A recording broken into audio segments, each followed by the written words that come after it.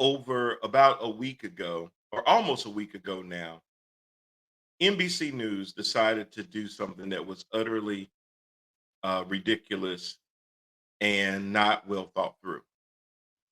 They decided to hire Ronna McDaniel as a paid contributor to NBC News.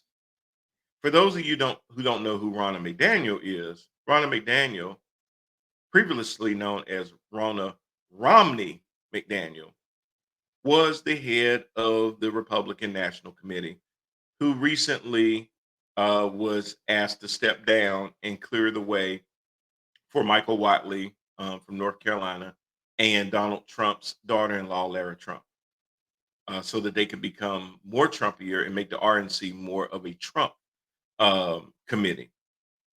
Ronna, for years, backed up everything that Donald Trump said and did, including the things that happened on January the 6th.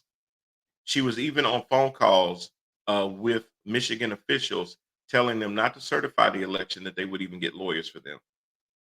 Her positions had always been flimsy at best, going back and forth, defending Trump or deflecting and things like that, basically gaslighting the media. But for some reason, NBC News thought it would be a good idea to pay her a $300,000 a year salary as a paid contributor. This was not met well with the host on MSNBC, who dug into that ass, and rightfully so. It started with Chuck Todd, formerly of Meet the Press, who was a guest on Meet the Press, which is now headed by Kristen Welker. And he basically laid into his bosses their short-sighted decision to add Ronna Romney McDaniel as a paid contributor, even though she had originally been booked on Meet the Press before she had gotten that position. It had already been announced right before the show aired that she was now a paid contributor.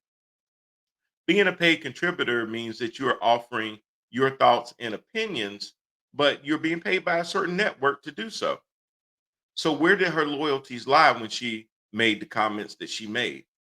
Was it to make sure, as Chuck Todd put it, that she wasn't messing up her contract? Or was she giving her honest opinion? Well, it didn't stop there, because on Monday morning, once Morning Joe came on the air, Joe and Mika definitely made sure that it was to be understood that Ronna Romney McDaniel would never be on their show. Didn't stop there.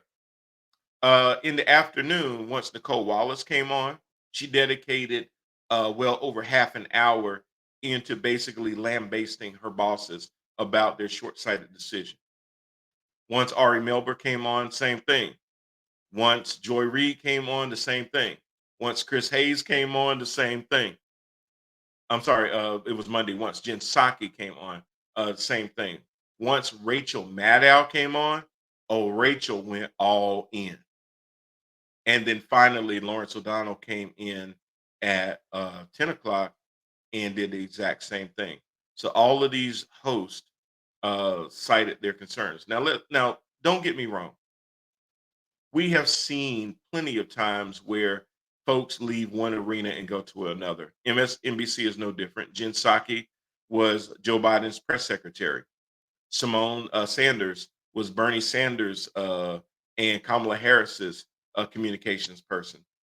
We've seen plenty of people cross over into media shows and things like that, but never has somebody been so close to trying to overthrow an election that a network would hire them